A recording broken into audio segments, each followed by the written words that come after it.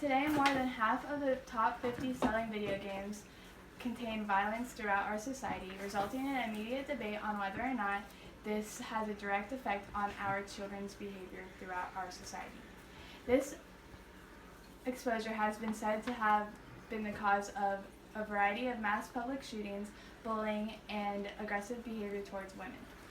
Despite these assertions, the violence that children experience throughout these video games have been statistically proven to have no effect on our children's behavior. Youth crime rates have ultimately decreased while the sales of these violent video games increased.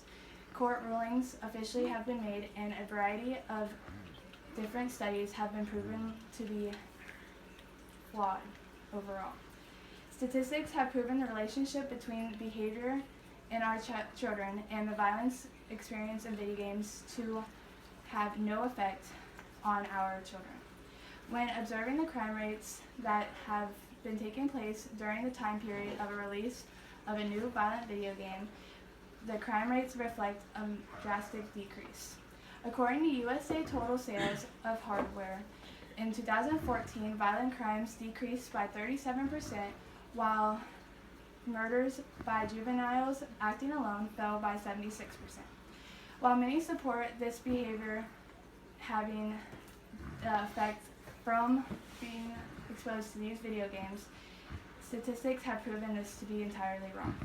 Legal behavior is proven to be directly opposite while the release of these video games, because they shift their focus on the release of a new video game. Rather than reflecting violence, these video games are proven to give children a way to release their emotion. The Journal of Adolescent Health found that these children use these video games as a means of expressing and managing their emotions. Many use the ability of pretending that they have fame and fortune as a way to express happiness and excitement throughout their daily lives. Throughout the constant debate, rulings have been declared that the relationship between the two are entirely unrelated. The constant debate of the behavior and violence having a direct impact on each other have influenced many individuals to seek legal help and a way to eliminate their child being exposed to these types of video games. The debate has spiked the interest in the Supreme Court through the court ruling of Brown versus Entertainment Merchants Association. The court ruled 7-2 in California and stated that they could not ban the use of these video games to minors and could not ban the selling of these to minors as well. This topic has been rejected by every court because of the fact that they have no concrete evidence to support that this violence and behavior have a direct connection with each other. According to USA News totals, there are numerous legal reasons on why 12 courts have rejected any appeals regarding this situation as a whole.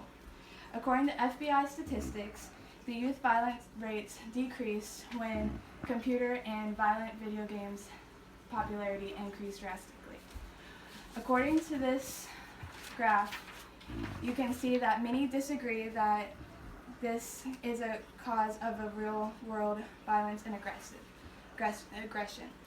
And they also disagree that this is a way for frustrations and aggressive behavior to be released in our youth. The majority of these individuals that are studied agree that these are not ways of reflecting aggressive emotion towards their teens.